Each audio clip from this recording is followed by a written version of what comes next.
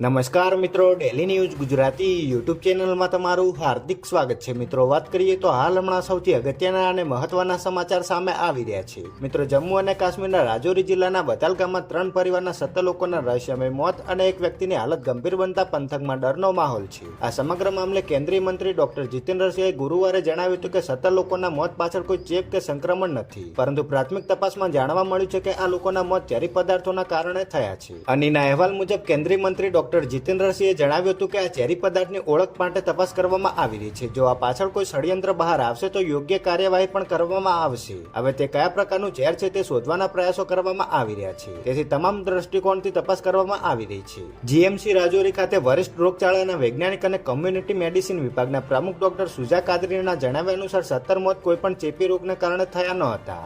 200થી વધુ ખોરાકના નમૂના લેબમાં મોકલવામાં આવ્યા છે। કાદરીએ આશા વ્યક્ત કરી છે કે થોડા દિવસોમાં આપણે આ મોતને નિયંત્રિત કરવાની સ્થિતિમાં આવીશું।